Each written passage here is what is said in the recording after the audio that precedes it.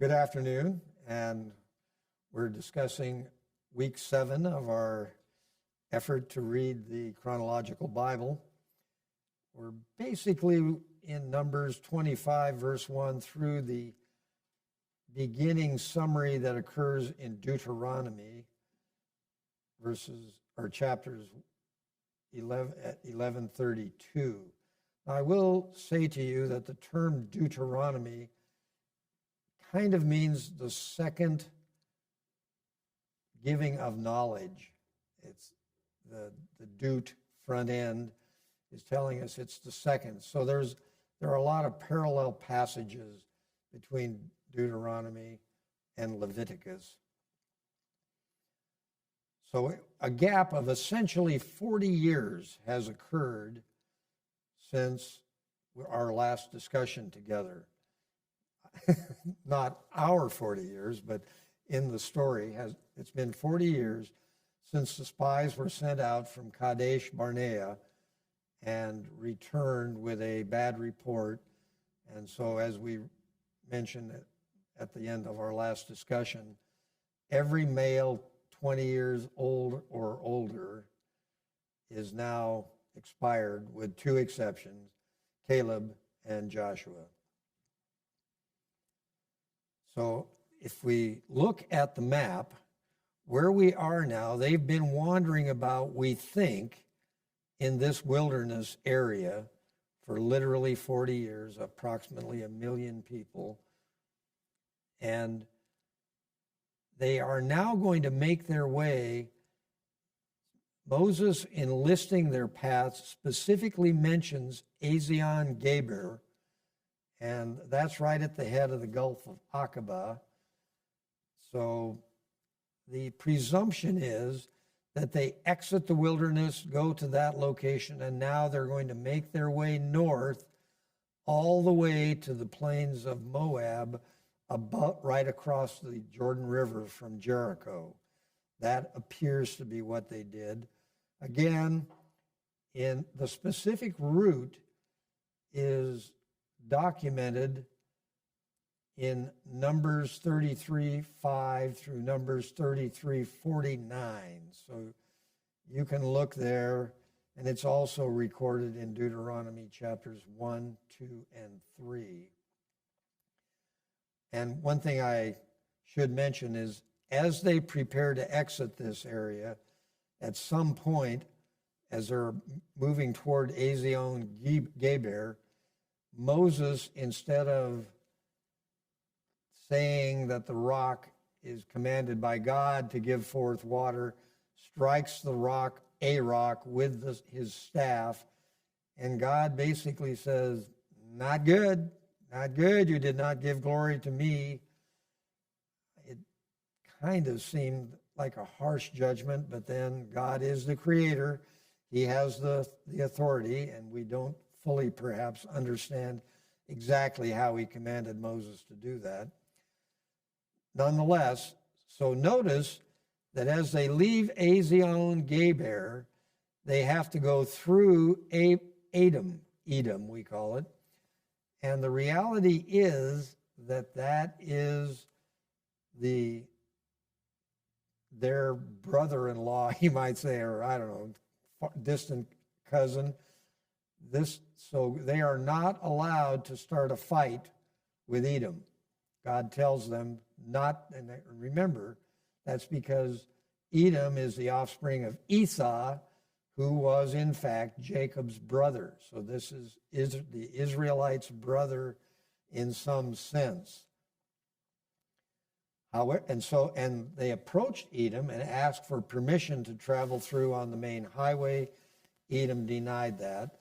And so they had to take a more circuitous route. Where exactly they went is only described in those verses I mentioned to you, and the reality is many of those locations are not well defined. So we don't know exactly the path they followed. But after they get around or through Edom, whichever, they now are in the territory of Moab.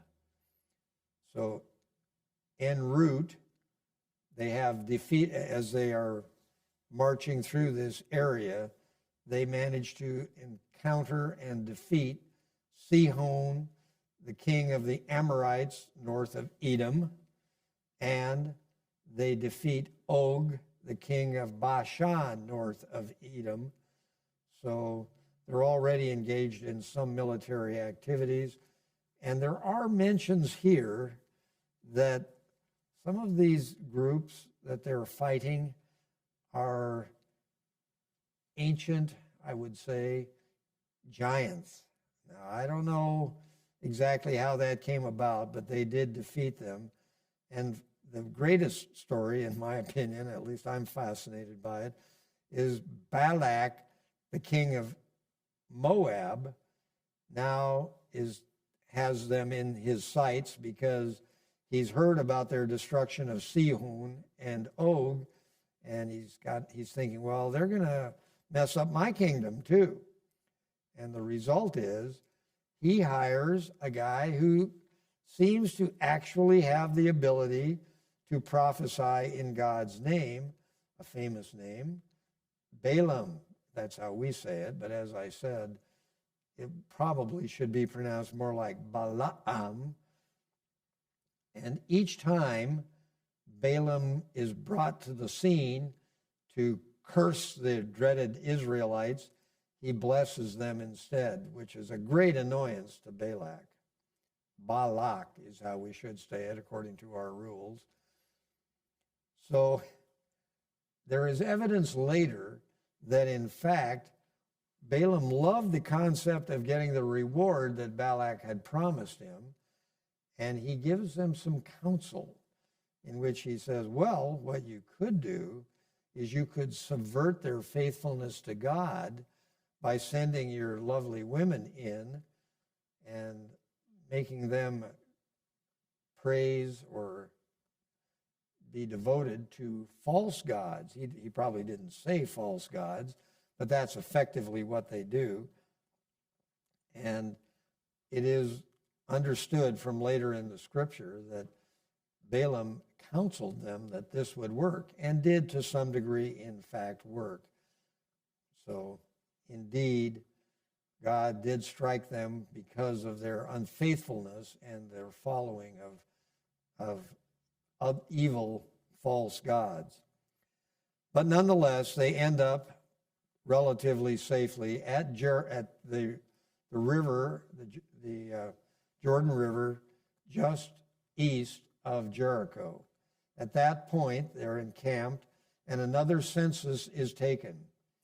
So you will note that the total number there is 602,000, with all those over 20 now dead, except for the two mentioned, which is slightly less than they had 40 years previous. So now Joshua from the tribe of Judah replaces Moses. Now I will say that before that happens, Moses has assigned, and I'd like to show you one more map. Moses has assigned this area here, the yellow, which is Manasseh. And Manasseh, half of the tribe of Manasseh, has been assigned a living place in the general vicinity of where they're camped. The other half of Manasseh will be assigned a living area in the actual promised land. So that's why you see these constant references to the half tribe of Manasseh. Of course, there are two halves to make the whole. So half of Manasseh is going to live east of the Jordan, and half is going to live west of the Jordan.